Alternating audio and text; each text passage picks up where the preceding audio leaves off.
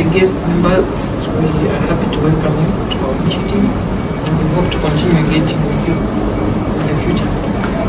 That would be nice. True. Yeah. You also have the booklets, you get to read more about them. And they came about when the heads of states and government and high representatives at the United Nations agreed to take forward the Sustainable Development Goals. They used to be SDGs, and they committed to achieving the Sustainable Development Goals in 3 dimensions, which is economic, social, environmental, in a balanced and integrated manner. So they sought also to create conditions for sustainable, inclusive, and sustained economic growth, shared prosperity, and decent work for all, taking into account different levels of development and capacity. Champions for SDGs is a youth-led network composed of young people. Some are in university, some are in colleges, some are already completed, some are doing their community initiatives, some are people who are interested in working together as partners in different capacities.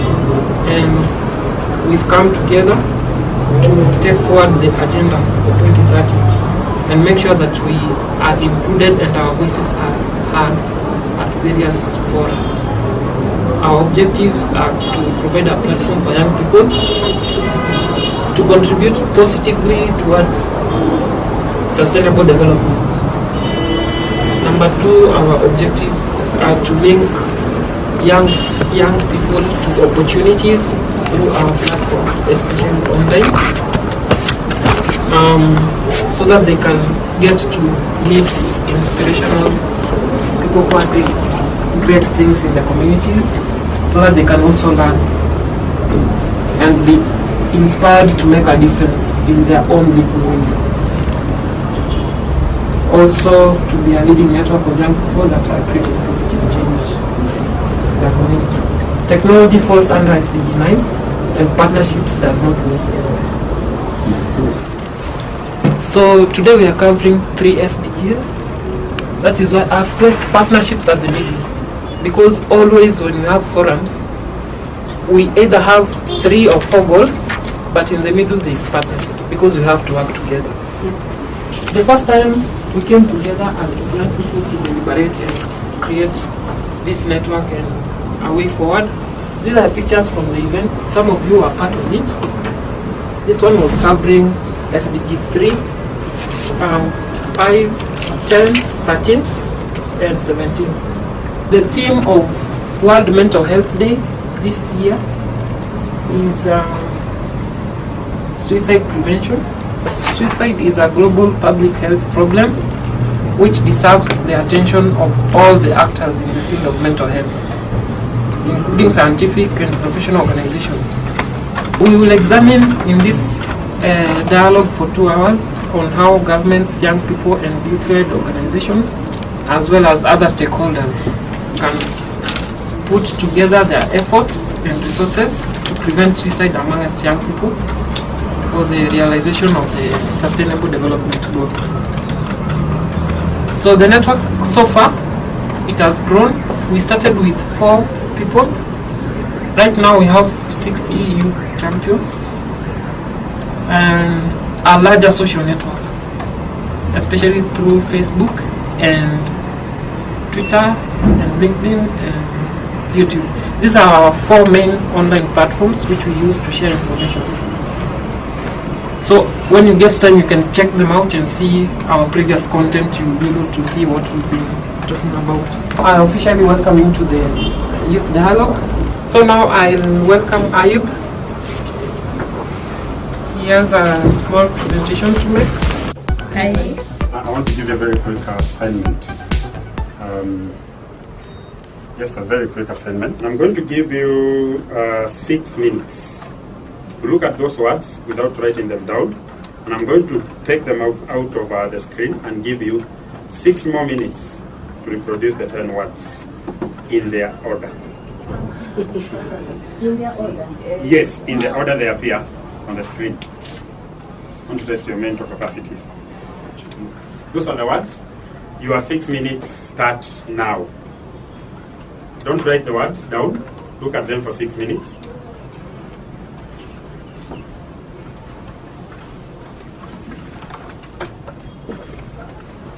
Don't think too hard if you do. Just look at them, relax. Get yourself a formula.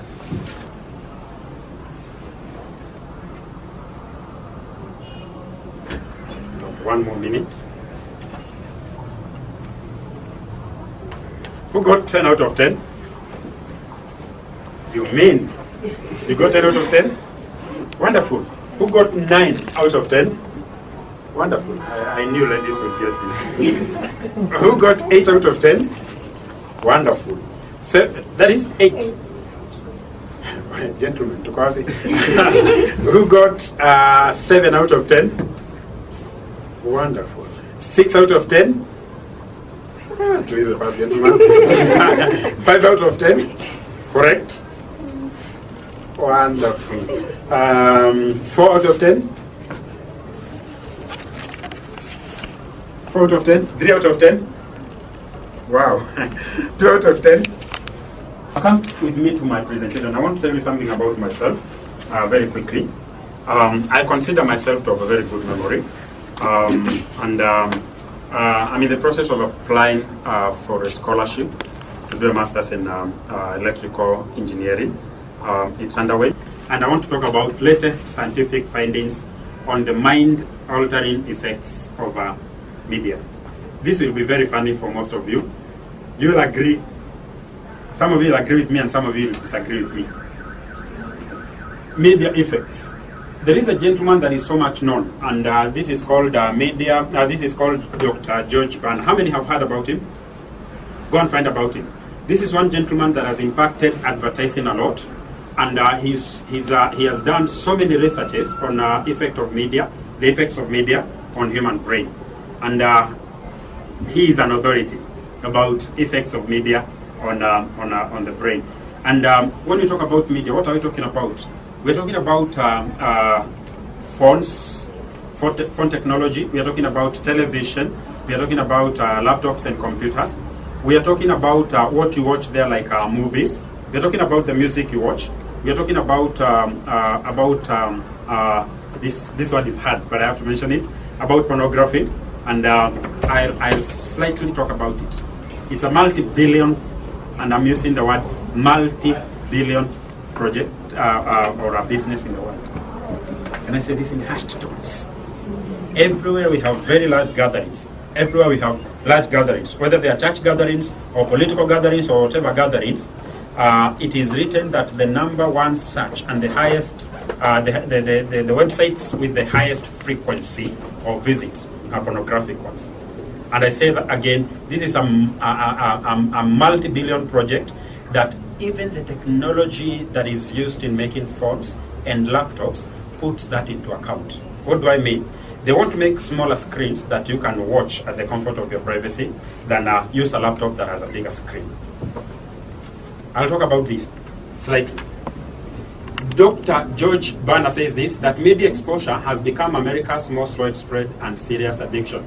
And how he came to realize this, he went to the American Psychiatric Association and used the very 7 questions they use to diagnose addiction. So this is an authority. When he says that addiction to media is higher than any other addiction, he means it. This is statistics that I would want you to know. And because I have very few minutes and I want us to engage in dialogue, I'm going to just give you a bare bone of this presentation. In the future, we can talk about it. And in the future, we can actually link this one to even our reproductive health and even our social health. We can link up media to it, but in the coming days.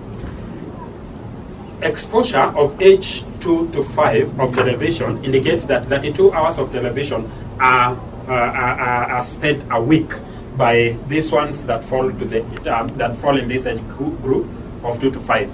Age 8 to 18, and these are you'll agree with me, are exposed to television 5 hours per day, and the same age they're exposed to 2.5 hours of music a day. That is on the lowest, and that is in Africa.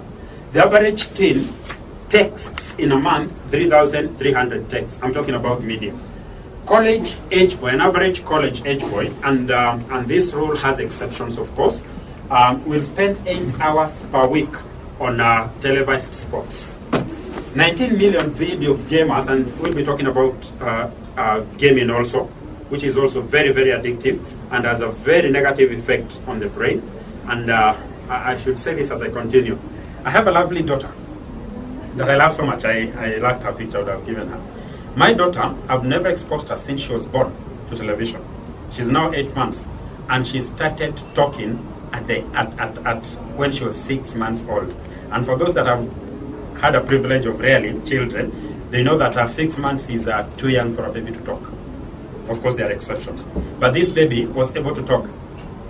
Arnold knows, may not know my daughter, but knows my wife. I've never exposed that baby to television. I have a big television in the house that will not go on when my daughter is in the house. I'll not expose, and I intend never to expose my daughter until the age of about 2-3 years to anything called television. Whether that is good music, gospel music, whether it is baby music, kid music, whatever. I do not expose her to television whatsoever. I do not expose her to secular music, and I say secular because even Christian music I'm very selective. When I have to use public means, I only take a matatu that does not have music, because I want to monitor the brain development of this child. And I've already seen huge differences in the upbringing of this child 8 months down the line. 19 million video gamers, video games addicts in Africa. On average, we have 19 million. You want to know how many addicts we have in Africa? Cigarette addicts, they are 12 million.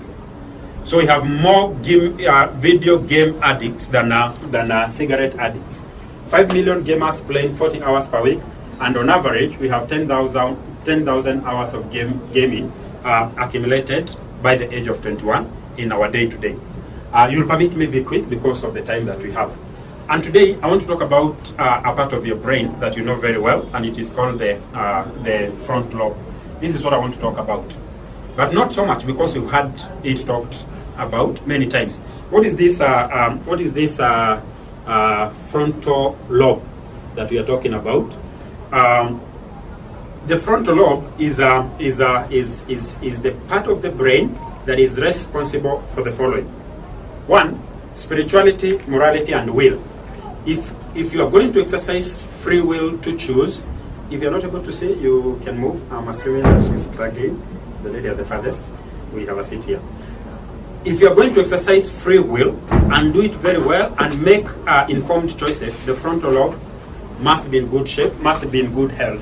Reason and conscience, judgment and decision making, prayer and worship for those ones who are Christians, discerning spiritual truth or spiritual matters, empathy, altruism, which means true love. If you are going to exercise these virtues, the frontal lobe of your brain needs to be in good shape and needs to be in good health as well. I want us to talk about something you've not heard a lot, and that is called the limbic system, or the limbic part of your brain. Most of you have heard about the frontal lobe, but you've not heard about the limbic system. I've come from an area that I was so addicted to watching movies. I was so addicted to watching majorly action and Nigerian movies, not any other type of movie, because I've also been brought up in a Christian family. But I'm glad I've overcome that. I've also grown up loving secular music a lot, which I don't do. And we should debate next time and ask ourselves what is good secular music and what is not good secular music. I love music, I write music, I compose music. I'm talking with the benefit of experience. I've enjoyed a measure of media, and I've also witnessed the effects that media can have on the brain. This one I should say in hushed tones. I held position 1 throughout primary and secondary. But in class 1, I remember I used to have, I held term 1, I held position 64 out of 65. And because I know this one is going on air, my good, lovely sister called Anne, we went to school at the same time. She held position 50 during the first term. Out of 65, I held position 64. At least I defeated one. The second term, I went to her position 15, and she went to position 5. So I was position 15 out of 65. Term 3, I went to a position 5, and she skipped to position 3 out of 65. Something was happening with our brains. And perhaps I'll tell you the reason. Later. What is this that we did to develop our mental faculties? And in term 2, in class 2, term 1, I went to position 1, and my sister went back to position 5. And I never relinquished that until term 2. And the books that we used to read, I remember my dad used to give us books that are called bedtime stories. You know them? By, is he called Maxwell or somebody? Or the Maxwell. Bedtime stories, you know them. We used to read them a lot. And in class 5, my dad told us to read the entire Bible. In class 5, we read Genesis through Revelation. A lot of reading, I'm giving you the proposition of my presentation. A lot of reading, as opposed to watching media, is going to help you develop your brain than any other thing. Let's continue. So if you look at the limbic system, the limbic system,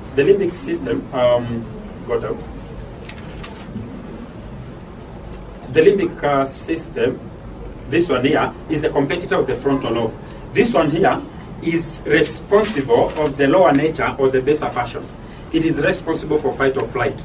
I'm not saying that the limbic system is bad, but it is the opposite of the frontal lobe to some extent. It is, at some point, you'll need flight or flight. This one you'll need. So it also has its part.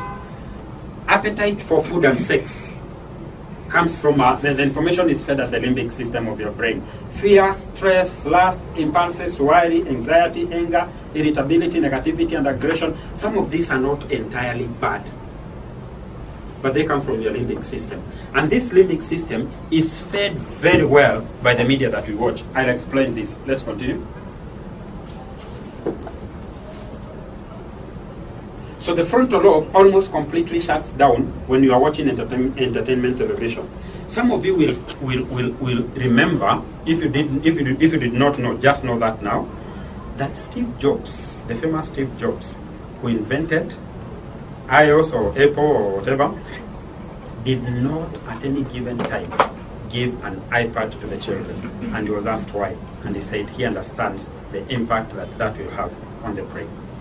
So this one almost goes off. And I'll tell you to remember this. That time when you went to someone who was so absorbed in a movie they were watching, you talked to them and they never seemed to hear. They waited for a scene to pass and they said, you are saying something. This part, the frontal lobe, almost shuts completely, and the limbic system of your brain is fed above the frontal lobe, which is very, very key. Which is very key in your decision making, and which influences your character and your morals. That's how a lot of media will affect you. And if you asked the very developers and producers of a lot of media, they'll confess to this. I have a few quotes to read to you. I'm rushing because of this. Look at this. What would happen? Yes, but what would happen if one hand of yours is plastered and you decide to go to the gym, and every day for a whole year you are lifting weights using one hand? What would happen? This would happen. And that is the same thing that happens as we watch a lot of media. As we watch a lot of media, we grow our limbic system, but hamper our frontal lobe. That is very, very essential for boosting our memory and for boosting our character development. Continue quickly, just a few more slides. So short-term effects of exposure to television. And why did I choose television? I'll tell you why, because I wouldn't have talked about every other media, but I talked about television. Theatrical style. And why am I talking about theatrical style? I'm talking about theatrical style because if you're watching a documentary, maybe it's a documentary about how the car road was made. One person will take on average 3 seconds to give information, to process an idea and pass it to you. An average of 3 seconds. So in 3 seconds, you'll expect that this person will still be on the screen. You're watching the person for 3 seconds. But most theatrical style movies and songs are made in such a way that they appear on the screen, they appear and disappear in less than 3 seconds, and that affects your brain. So if you're watching a documentary, you're not the same as a person that is watching an action movie. You're not the same person as that one who is watching a song, say by Diamond or whoever. I only mentioned it. Any other movie, any other song that appears on the screen very quickly and disappears. Your brain is not wired to be able to process that very quickly. and I have terms that I would have used, but we do not have all that time. So theatrical style television is designed to create a limbic impulse of some kind. Anger, fear, aggression, lust, sadness, amusement. They want to give you an advertisement that you will not think about. The producer wants you to just look at it, appreciate it, without your mind synthesizing and thinking about that advertisement. Let the producer affect you, and all these have serious neurological consequences. What I'm saying is that this advertisement that is appearing very quickly on television is geared to influence your thinking without you voluntarily doing that. And this one has serious neurological consequences that affect your brain. The next slide. The next slide. Look at this.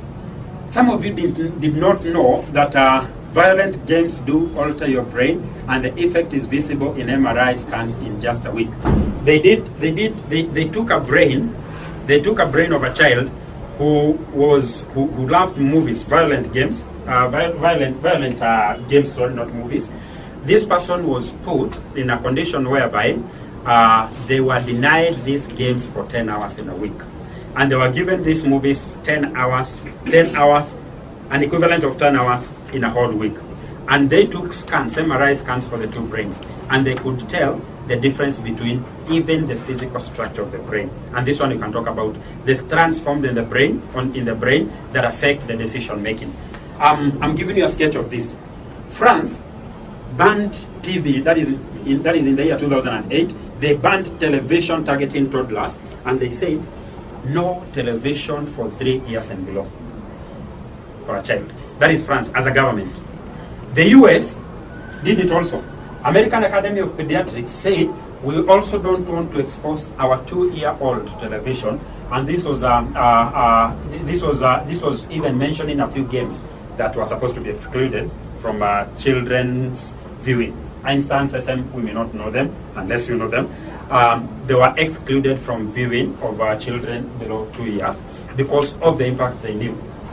The next slide. So we have a few books, very many books, and I've only sampled 2 that have talked about the effects of media on the brain. And I've looked at one called The Plug-in Drug, and another book called Remotely Controlled, How Television is Damaging Our Lives and What We Can Do About It. These are researches that have been done. And very quickly, this is what the 2 books summarize. The following slide. This is what the 2 books summarize about television only. Here we are. Long-term effects of exposure to television. Major cause of depression. I'm going to read them quickly. Decreased academic achievement. This is very key. You are not likely to have academic excellence if you love watching more than you love reading. Inhibits speech development, and I told you I have a practical example with my daughter who is able to utter a word in 6 months. Baba, Poa, Mambo in 6 months, just 6 months. And from 0 months to 6 months, not even 0 months, from pregnancy, the mother never watched them. Never watched anything that had a sound, that never watched media that would affect her, the baby's development in the stomach. And now 6 months down the line, the baby can talk perfectly. Inhibits speech development, decreases reading comprehension, increases likelihood of children developing ADHD, decreases creativity and imagination, causes vision problem, makes you less likely to exercise, causes emotional problems including PTSD, you'll find out what it is. 1900s household, when television was just coming to America, to South Africa, the 1980s households that acquired television in South Africa increased risks of autism in their country, and they associated it to introduction of television. Makes you eat more and obesity, makes you crave sugary foods, and these are based on researches that have been done from the 2 books that I've told you. Increased children's changes to becoming alcoholics later in life. Makes men feel less in love with their partners, and all these are effects of media. Makes women feel less deserving of being loved. Makes families spend less time together. Increases divorce rate. Increases negative moods. Increases copycat suicide, and this is what we'll be talking in Mental Health Day that is coming on Thursday. Lowers self-esteem and confidence, increases desire for cosmetic surgery procedures. Television increases reduces athletic performance, increases Alzheimer's disease, it increases sleep deprivation, stresses the body, double murder rate in the Western countries, stunts the development of children's brains, damages the brains of both adults and children, decreases lifespan by 22 minutes for each hour of TV watched. Cigarette, they say, decreases your lifespan by 12 minutes for every puff. This one does an equivalent damage, 22 minutes for each hour of television that you watch. We need to finish this. The visual system never learns that, that one we're going to do. Look at this man. This man called Bertrand Russell. Bertrand Russell is an American, is a Briton. And this Briton, during the times of communism and the torture that was happening at communism, this is what he said about media. But perhaps the most important of all the modern agents of propaganda is the cinema, leading to almost worldwide uniformity. The great majority of young people in almost all civilized countries derive their ideas of love, honor, of way to make money, and of the importance of good clothes from the evening spent in seeing that what Hollywood thinks good for them.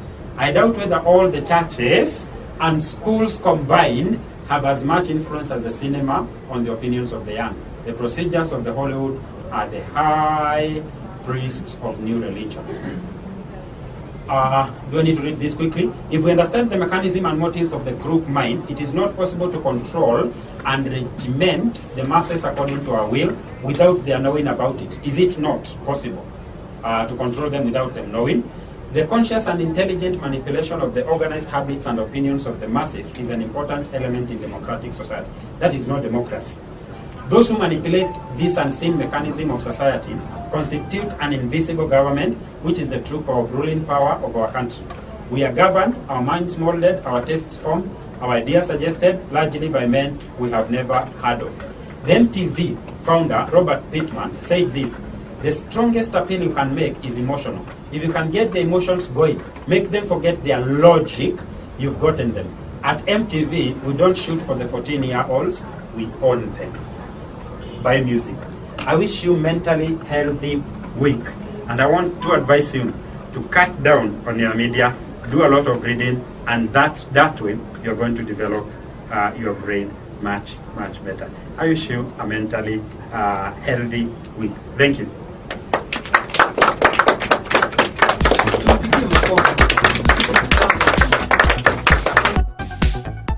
My name is Yvonne Ucheng. I am a mental health advocate, and I work in a mental health promoting organization.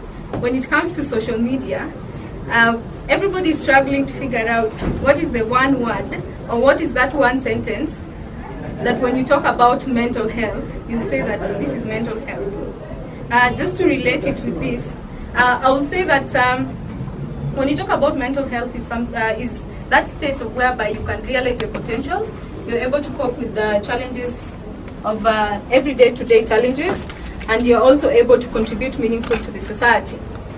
And when you talk about technology and social media and everything else, we all agree that social media, technology is here was brought to make our life much better and much simpler.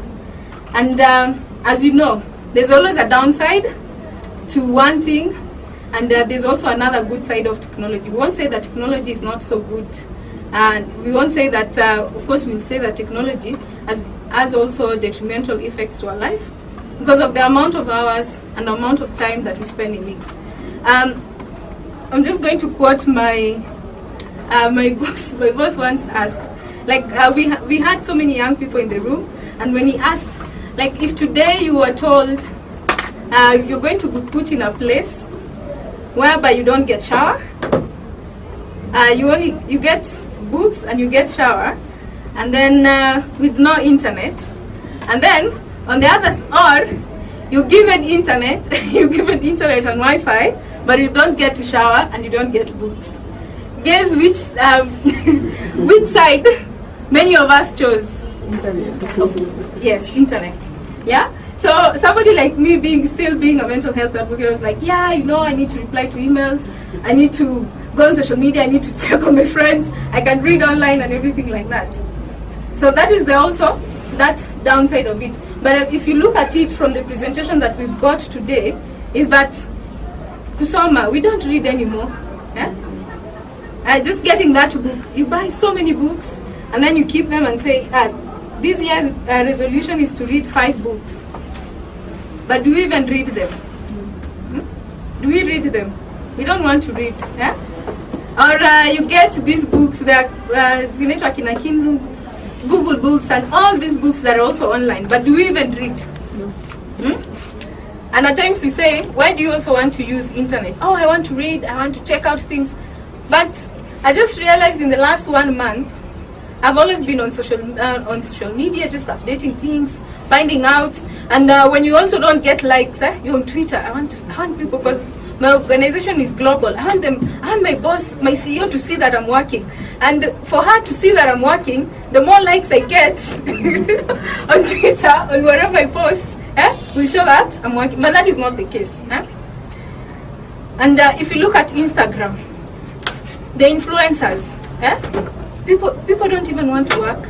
Like, you want to be on social media, you want to be on Instagram, you live a fake life. There's this documentary on BBC where there was this lady who had never been to, she didn't have a Facebook account, she didn't have an Instagram account, she was not on Twitter.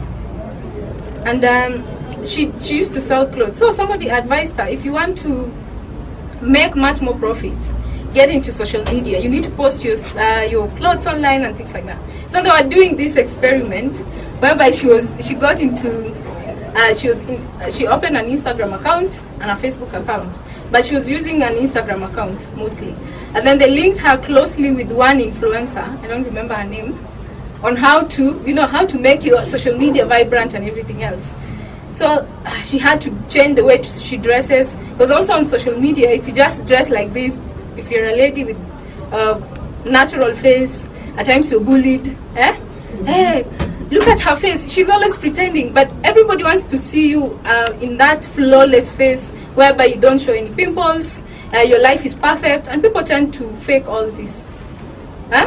After some time, that lady, she started regretting. She was like, yeah, this is not the life, because at first she found that, oh yeah, people are liking what you're doing, and people are liking what you're doing, you're so famous, getting all these likes because of the way you look. And after that, you start being depressed. Issues of anxiety start showing up. Before you go to bed, this is me. I'm talking from my own experience. I'm a culprit, whereby the first thing I do when I wake up, because I work for that international organization, I look at my emails on phone, which is a very bad thing. Before I go to bed, I need to look at my phone. What was happening? So when I just began to realize that the moment that I'll take my phone, start looking for what happened on social media, what happened on Twitter, replying that email, then there's nothing. I waste so much time, and then I'll start complaining, oh, I'm so late, I'm so lazy, I need to change this. But I waste so much time waking up, kuangalia, is there anybody who was thinking of me? Is there anybody who's, those kind of things, which is not good for me, which is not good for my health.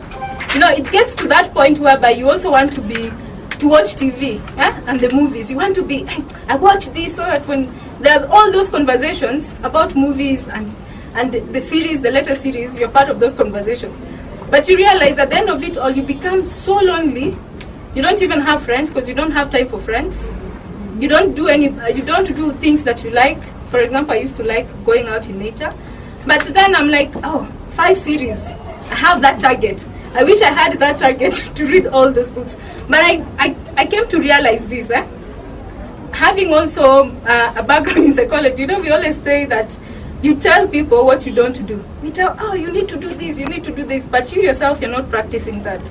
So for me, that is something, a realization that I've come to realize. And it's good that I'm able to realize that. To change those things, to do things that I like, going out for nature, to connect with people, real people, not a phone or technology in between it. So that we start, issues of depression might even go down. Issues of anxiety, thinking about how many people like me, I need to fit into this system that is there, might even reduce, and things like that. So that is what I I've been doing for myself, and I hope it might work out for me, as much as I keep on telling people that you need to change your lifestyle so that you're mentally healthy. And thank you very much.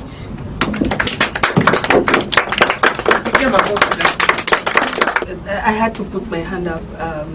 First of all, thank you to the speakers. That was very informative. But I'm in the media. I work in the media. It's what gets me my daily bread and many other young people.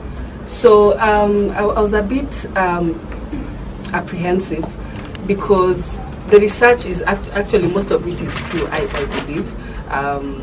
Because I've also done a bit of research. But then, like, I think it was the second speaker who said everything has its good side and its bad side. Yeah, and you kind of focused on the negative side, which is true. Don't forget what he said. But there's a lot of positive aspects of media and social media. I just have to say it. Off the top of my head, this guy, is he called Diego? The one who learned from YouTube, you know. So there's a lot of opportunity also from media and social media. I think the bottom line is you as an individual, if you're mentally healthy, you will use TV, social media, and all these other tools that we have, including games, because now games are being used for education purposes. If you are mentally healthy, you will use these tools in a healthy way, because media, ultimately, just like money, is a tool. If you have problems, you will project those problems on the tools. Yeah. We can also utilize, we can look at our technology as producing us with good foods that can help us boost our mental health, and also the other way, the converse is also true, that our eating habits and the things that we are consuming also affecting our brains.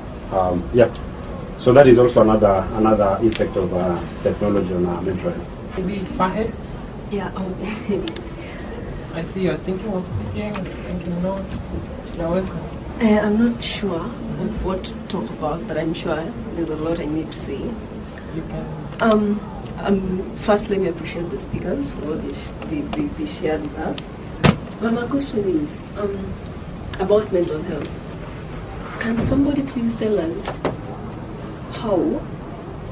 how we can solve that problem? Because I think everybody has a problem with mental health, but I don't hear anyone speaking of a solution to it. We are only talking about the negatives that are already there.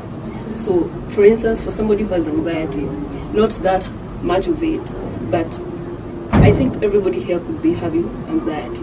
So, what are the healthy things that we need to do? Workable things. As a human being, you have emotions.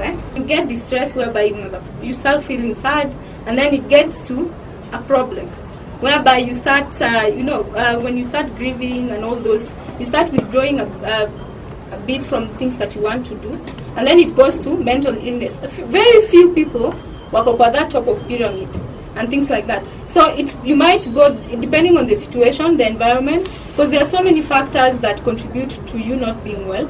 It could be people who are already born like that, the biological factors. It could be environment. Just even research has shown that, for example, the way Nairobi is planned, being in traffic can contribute to your mental distress. Like waking in the morning, you hear all this loud music, the dust and everything. That one can contribute to that. It could be like pressures in your life, for example, in your family, whereby people are not connected and things like that. So we need to really also get to understand what are some of the causes that contribute to us having poor mental health. And then when you ask about things that people can do, there are so many things that we're being told that, oh yeah, you can do exercise, yes, tick. You can go to nature, yes, and things like that. But we also have to remember that what works for one person does not work for the other person. You identify what works for you. When let's say if you're told you should exercise, but you don't like exercise, you want to go to nature, or you want to be with friends, and yet somebody is telling you you should exercise, you should find what really works for you so that you do that. But there are so many things that exercise could be one of them. Being in nature or green spaces. There's also being connected with friends, and just getting somebody to talk to you. you know, or just having somebody, you know, when you're not feeling well and then somebody's like, oh yeah, I want to listen to you, and they force you to talk about what you're going through. Sometimes people have different ways of, you know, just getting well. I just want to be with you guys, you're my friends, we talk about other issues. That is my way of getting through that. So it's not one thing that fits it all. And how I'll also look at it is that let us also start talking about the conversations that contribute to, especially for young people, to have poor mental health outcomes. For example, we are having pressures in schools of getting good grades. You want to please your parents. You want to fit in. Those are the conversations that we should also have so that we don't manage, you know, it's not managing the problem already that is there, but preventing it before it happens. That is what I would say from my side. Yeah. I think that was a very comprehensive response. Did it help? Yes. Yeah, that was very informative.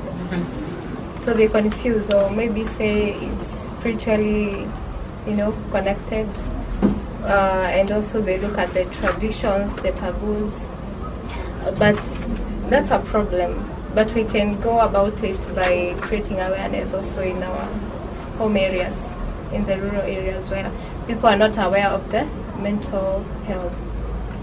Yeah, it's a very key concern there. Maybe I can share how mental health is really affecting most of the other SDGs that we aim to achieve. We had an instance, July. We visited the home. There's a mom and she has triplets, 2 boys, or 2 girls, 1 boy. And because she was mentally ill, the community neglects and secludes them and they say that she is possessed, she is a Luya, so you know it's in the center of the Kikuyu people. So they'll say, alitoka na shida yake uko kwao. Maybe she never performed a certain ritual when she was coming to get married to the Kikuyu husband. So when she was mentally ill, the husband disappeared. Then she's left alone with 3 kids, and then because she's not stable, the kids did not it's only that we came in as a program to help the kids to get enrolled to school. They were not enrolled to school, and they're 7 years. So what they do, they roam around the town, which it raises more risk, like drugs, rape, and stuff like that. So for me, mental health impacts on so many things, because when you're not mentally stable, you cannot go to work. And what you find, you cannot even be able to manage the amount of money that you have. Your kids cannot get enrolled to school. Food is a struggle. That is on poverty. You can't act normally how you're expected to act. So on partnering with people like us, the youth, we need to speak about it and be very much vocal, because we not get to achieve the 2030 vision if mental health is there. Thank you. For those who just came in, my name is Anna from Positive Young Women Voices. And you just asked if men should be included into the gender equality and empowerment. Like last month, I met someone online, a man, and he wasn't looking for a girlfriend or a wife or something. He was looking for someone who can just listen to him, because apparently he was going through things that even his friends were not like giving him that attention he needed, like to listen to him, like just a shoulder to cry on to. He wasn't receiving that.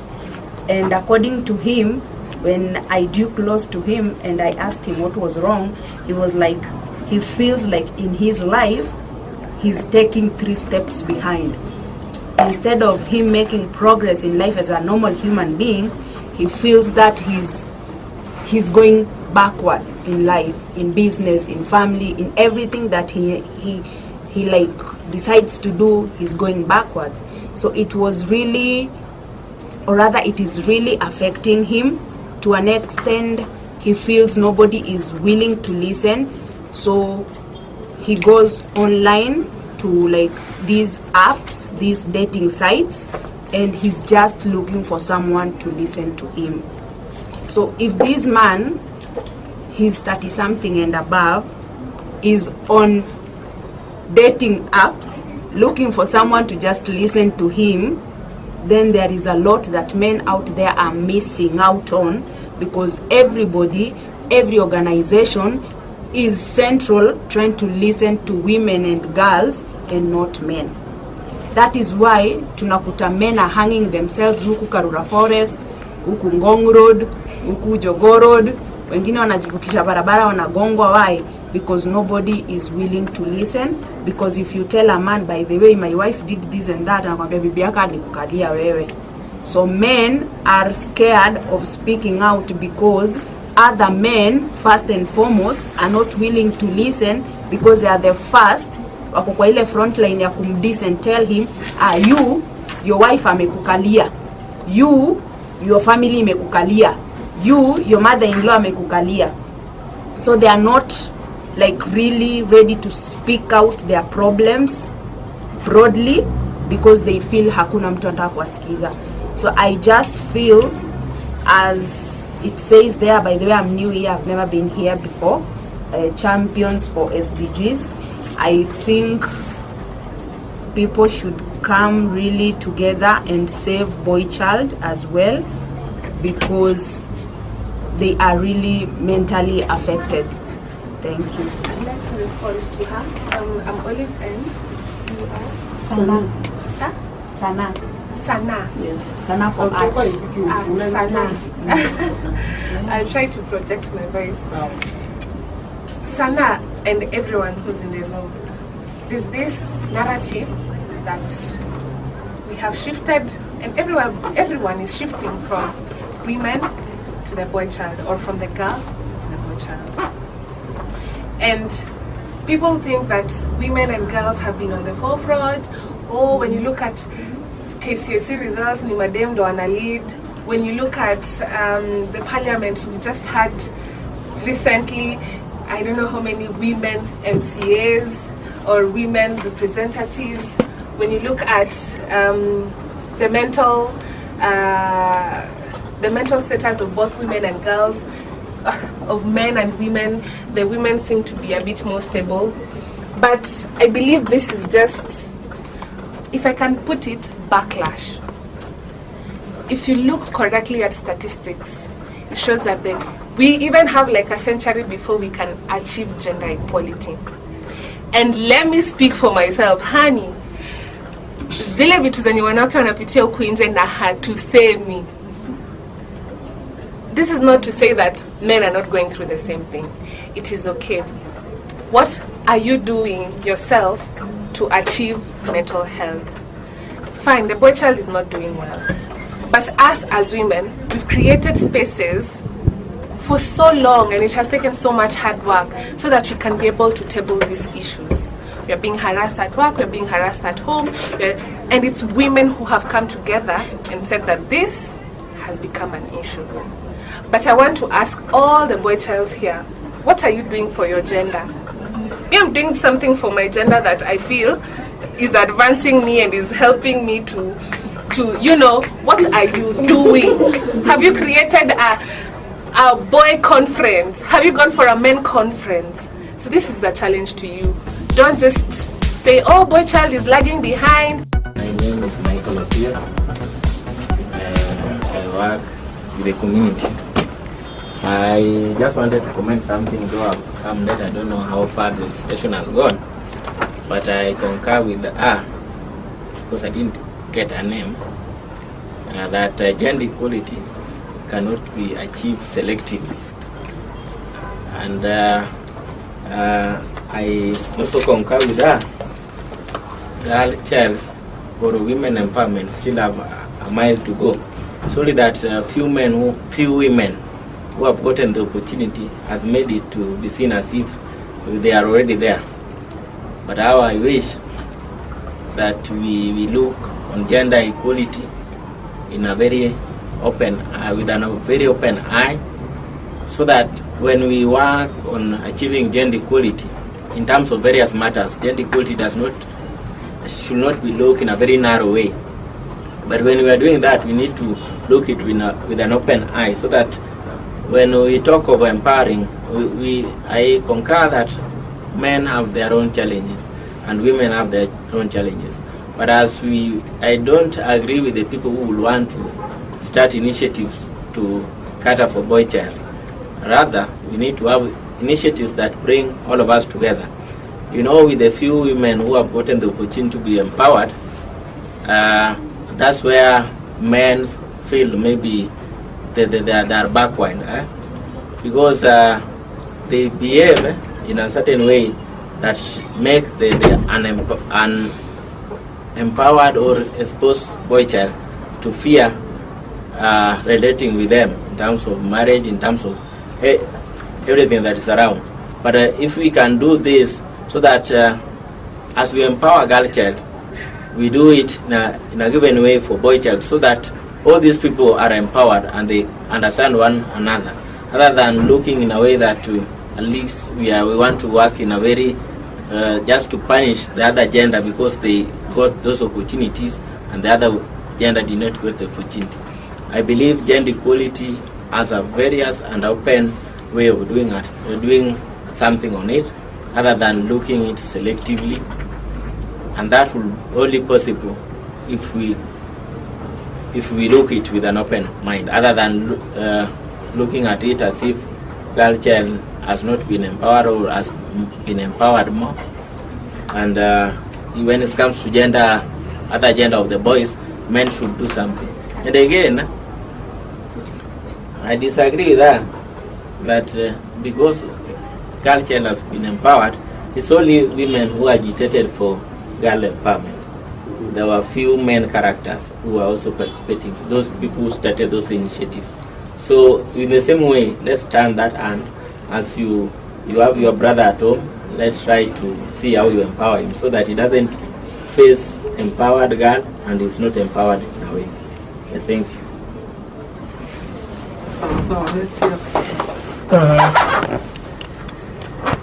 My name is Sayer Komondi from Generation Guidance. As an organization, we focus on the adolescent girls within the rural area. It's a life experience. By the time I was establishing the organization, I was a street boy here in Nairobi. And being in the street, it was very hard for a girl to join a street just like that. For boys, it was very easy. Unaingia tu mtaa na ushakuwa umepata mabeshte. But for a girl, it was very hard in terms of lazima ungetafuta mtu wa kukuprotect. Day when a street girl, at night when uko kwa inange, you are a prostitute. At least for a girl to survive, it was very hard during the time that I was in the street. After being rescued, one of the things that I saw in the street, like for a street girl accessing sanitary pads, for me, I was really moved. Like, there was a time street girls were like celebrating, and I asked one of the girls, why are they so jovial like that? And she told me they have gotten a reused sanitary pads, so they want to reuse it. It was like nikama bash, you see. So for me, by the time I was being rescued in the street, I told myself I'll go back and help my sister. So I can say yes, gender equality, it's need both sides. Currently, as an organization, we are working directly on the adolescent girls and indirectly on the boy child. So it's not that we have taken any side, but trust me, directly we are working. Our goal is directly on the adolescent girls and indirectly on the boy child. Meaning that if an organization comes that it's working with the boy child, we will welcome them and we will work together with them, but we will not forget our goal that it's on the adolescent girls. So I can say it's need all of us as a team. Thank you.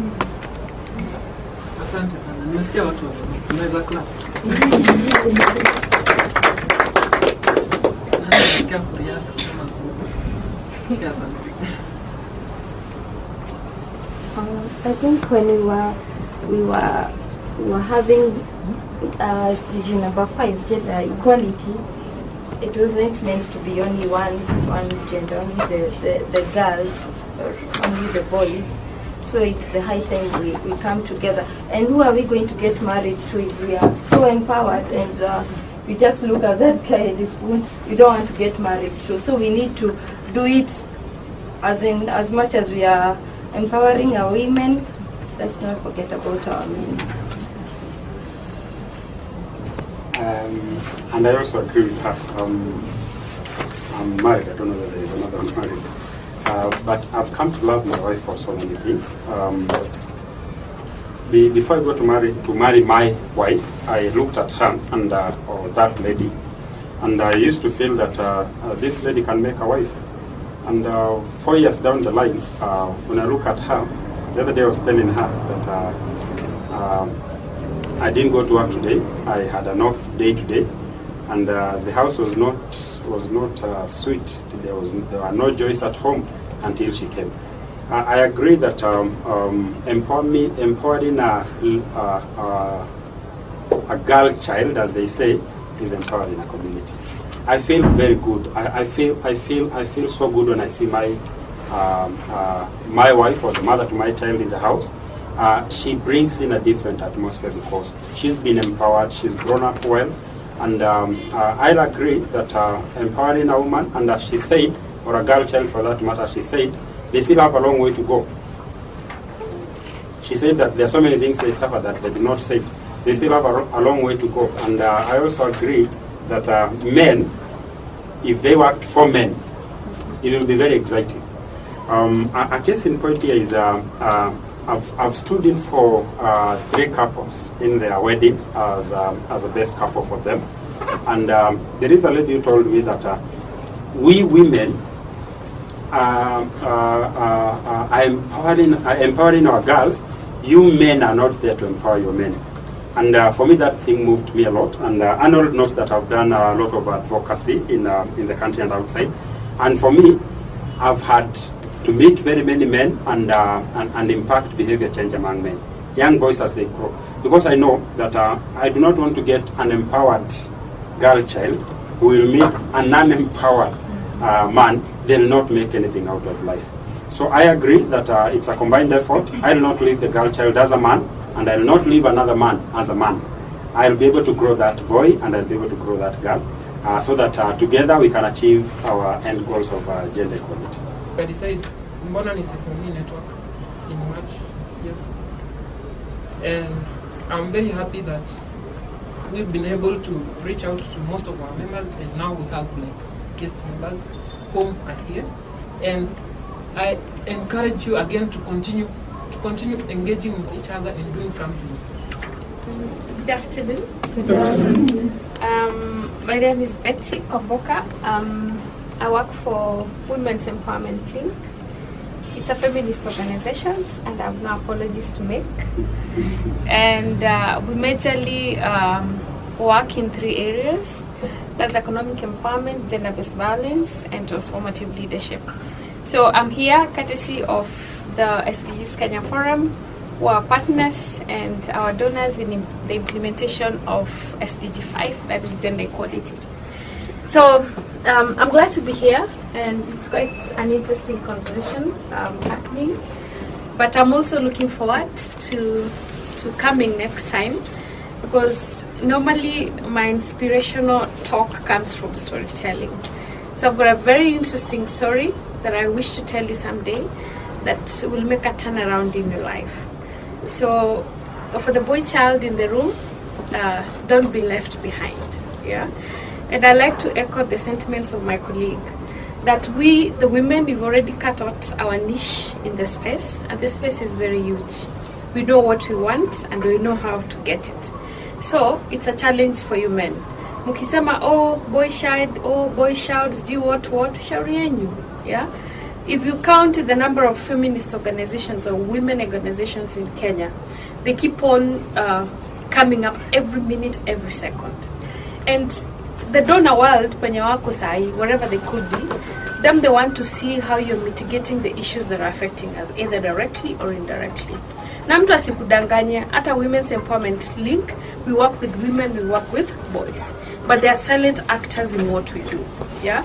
So we give prominence to women and girls. So, I mean, that's what we stand for and that's what we believe in. So the organizers of this forum, I'm really looking forward to another invitation or another forum whereby I'll talk more and I'll inspire more using a personal story. So thank you very much. Asante sana. Tumpigie makofi. My brother, go ahead. Yeah. So first of all, I'd like to just clap for the organizers for keeping time. That's very rare. Actually, what I wanted to say was, you see that statement, we all have a role to play. Whenever you hear such a statement, we always think, how can I help other people? How can I fix other people's problems? How can I don't know, fix gender inequality? But you always forget, how can I work on myself as a person? Because if you're not okay, there isn't much you can do externally. So just my reminder is, be kind to yourself, be good to yourself, don't preach wine and drink water. You can just only preach water and drink water.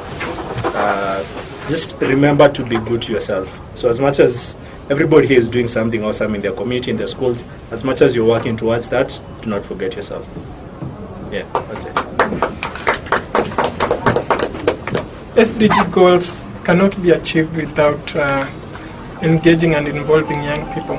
So young people must be involved in decision making, in implementation process. So, and the people are in this room here, those young people that at least should be represented and should be engaged so that we can be able to achieve the SDG goals. Thank you.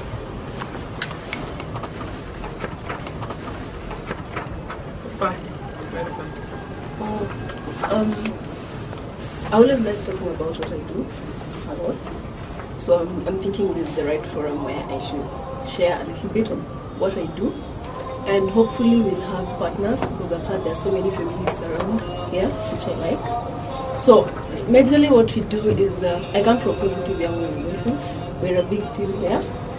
We focus on LGBTIQ who are living with HIV and affected by HIV. So in case you know anybody of that information, please send them our way. We also give cards to schools, to community schools, not all schools. You know the community schools that are in slums. Kwa flats. Wenye watu wanaishi na pia kuna kashule hapo. In the same room, yeah. So if you're touched to donate pads, we're here, please. We really care about our girls. We want them to remain in school. So please support us. And any partnerships that anyone would wish to be part of us, please, we need those business cards or maybe your numbers. Yeah, thank you. Finish. We continue creating awareness everywhere, be it in social media, be it in our conversations. Let's make it aware that mental illness is real and it is key to be addressed. I'm glad to be part of this conversation, glad to be invited, and I'm glad to meet all of you. Hi guys. For the ones who came late, my name is Liz. I run Mijali Foundation and Mind My Mind Kenya. So this conversation has been so amazing. I'm always open to hearing people's ideas, how we can improve mental health in Kenya. And I hope that you're going to remember that it starts with you. Self-awareness is the most important thing. And if you can start with being mentally healthy, then you're going to impact the people around you. You're going to have healthy relationships, you're going to be a better person at work and in your life. Thank you. Hi again. For those who came late, my name is Mildred at Church. I have a small film festival that if anyone wants to partner, I'm very open to just organize an event. I'd like to thank Champions for SDGs. I attended their event, I networked, and then about a month later we had a World Suicide Prevention Day event. Hi. Name is Momo. Just like him and Pamela, I think. I used to see David's post, and so I followed up to know what this is, and he invited me here. And to confess, forgive my ignorance per se, nimesikia sana kuhusu mental health. I've never really listened. Now that I'm here, I've had the chance to listen, and I've gotten something out of it. Thank you so much for organizing this, and I'm looking forward to come to more and more of these forums as you organize them. Yes. So thank you. Yeah, sure. Thank you. Hello again, I'm Anne Moniki, and I appreciate being here and meeting young people. I hope we can do more partnering and working together to raise more awareness. I think we create a bigger impact when we work together. Thank you. Hi, I'm Jerry Miriam. I don't regret being here, and thank you all. Thank you. Very common. Hi. This is my second time to be in this space, and it's really wonderful. I engage more on Twitter, and it's really wonderful to appear physically, at least to meet beautiful and handsome guys like you. Thank you. Hi. Hi. Hi. The way I said, I'm Siri, and I've been following what my brother has been doing, and generally I like what you are doing, guys, because there are many people suffering in the community. So, like the topic you are talking about, gender equality, I think no one is safe in the community.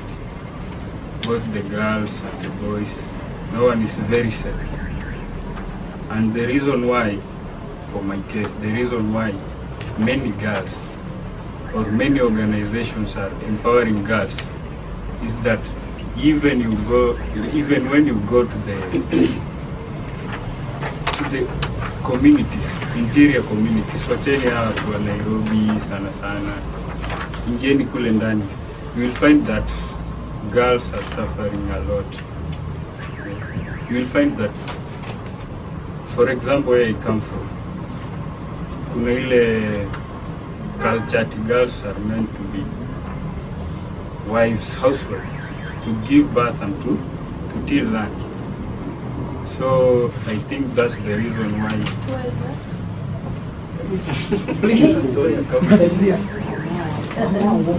Yeah. I think I appreciate being here, and I think young people like us meeting and maybe sharing ideas on the issues that are affecting us across mental health and gender equality is very important, and it's important for us to carry on and see how we can make the world better for us and for the coming generation. Thank you. My name is David, and first of all, thank you for showing up today. I'm not also worried because of the change of the dates. I'm the founder of Advanet Africa, which manages social media accounts for young organizations or young initiatives. I also manage social media for events like this one. I've been tweeting and sharing pictures online. Yeah, I'm looking forward for partnerships. Thank you. Yeah, so I appreciate young people like this ones who are very proactive, because I met you in another forum in Pan Africa. I think I'm left out because, to be honest, I'm not a young person. Yeah, I'm old. I'm in my 40s. So, yes. But, I mean, this is an amazing space, like I'd reiterated earlier. And if you could allow me, I could really love to be a friend of the young people. So, Jirani, you're an interesting person. I'd really love to know even beyond here, because I think there's a lot that we can do together. But to all of you, if you're interested in gender-based violence, especially Code 5, get in touch. Amazing work and opportunities and partnerships. Sawa, that's all. Yes, thank you. Hata kama hauko yangu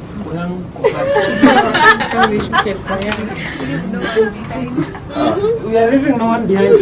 Well, SDGs, we leave no one behind. This was actually not my plan for today, but it turned out to be a fantastic idea. quite very brilliant people. Kama hujaambiwa, this was awesome.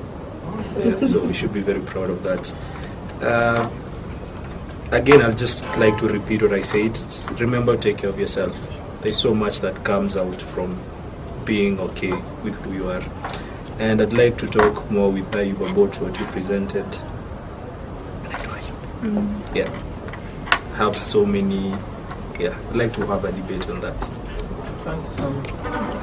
Hi once again, my name is Yvonne. To talk about mental health, I'll just say there's no health without mental health. And let us just remember that some of the choices we make affect our mental well-being. And our mental well-being can also affect some of the choices we make. And so take care of yourself, love yourself, and it's also okay not to be okay. And to finish it up, there's a walk that is going to take place on 10th. We'll start at the YMCA at 8 a.m. If you're there, I'll have t-shirts that I'll be giving out for free. So we look forward to seeing you. And let us keep on talking about mental health in Kenya. It's the World Mental Health Day. So we are commemorating it. So again, let me just say, Yvonne, thank you so much. Najua haupatikani. Like, it's very difficult to get a hold of you. Thank you so much for making time to come here and to come with your colleague, of which it has turned out to be something for him. So, asante sana. I'll come to the event, and I encourage all of you, if you get time, please, I'll be happy to see you there. You see, now this is the follow-up. Like, after an activity, you will just find the from your occasion. For me, I'm just going to read something that Nameless wrote on Instagram. He took a very unclear selfie and he posted it, and he said, "So we have a code name for feeling kind of depressed or down. It is called dustbin. So if one of the boys hollers to the group that he's in the dustbin, then we know he's not in a good place, and the rest of the boys find time ASAP to meet and just bond with the one person in the dustbin till we get him out." So hii tu ni ende tu kwetu. If Nameless is having a crew to let it all out, hata we tafuta crew. Tusiseme ati hii story ina hurt watu wengine na itu hurt sisi. I go through depression every single day in my life. But just ensure to have at least like a small support system that will help you to unload to vizuri. No judgment. Yeah. Thank you. My name is Winnie Ofana from Positive Young Women Voices. My colleague Fahi has already briefed you about what we do. But apart from that, we do have some empowerment trainings that we've been doing in Dandora that has brought about some differences to the girl child. We carried out some training on some Baba training and beauty. It's a beauty. In beauty. And from that we found some few members who now have their barber shops. Some ladies doing their facial blah blah blah. And we have a beneficiary here. She does earrings. So we can network. Like if you guys have youths out there, girls who needs to be trained, let's network. And apart from that, on top of that, he said, to support on upande wa pads. Hello everyone. Again, this is Sana from the word art, Kizungu art, Kiswahili Sana. That's my name. No, Sana art. So I'm a beneficiary of Positive Young Women Voices. I became a mother at 16. I have a 15-year-old son. He's in standard 8 right now. And I went through a lot mentally. I did finish school. So I have mental issues right now I'm struggling with. It's okay.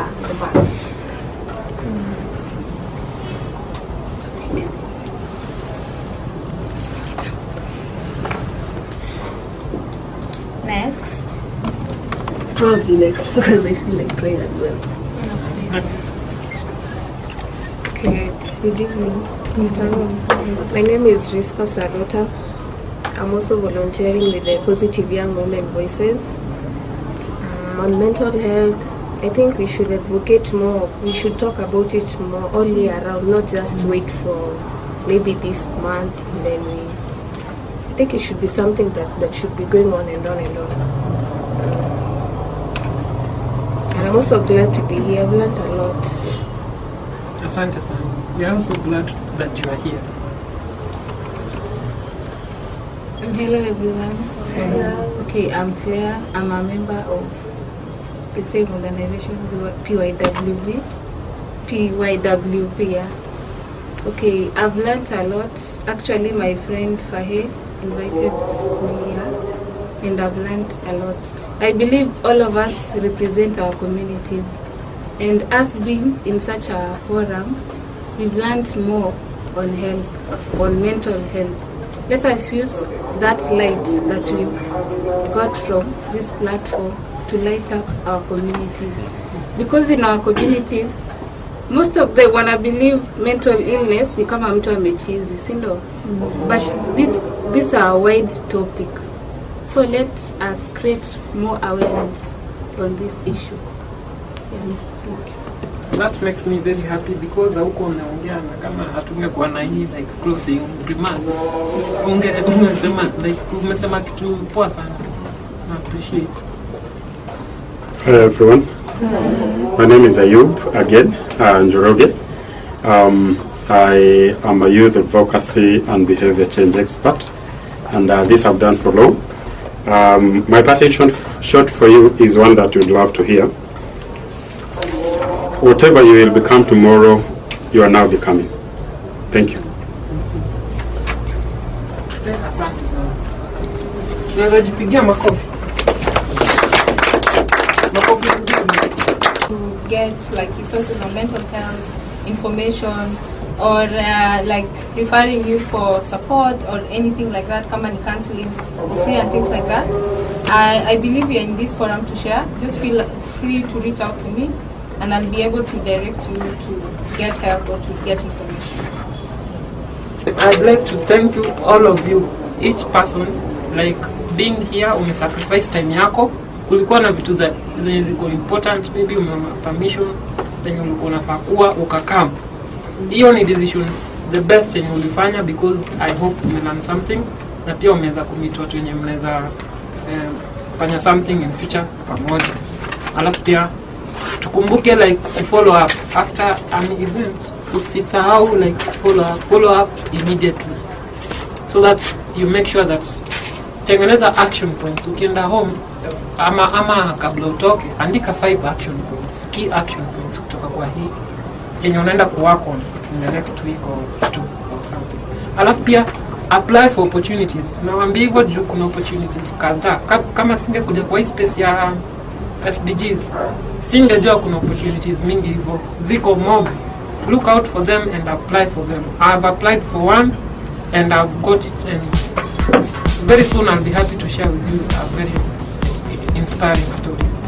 So opportunities, fanya bidii kufurahia. We are youth champions for SDGs.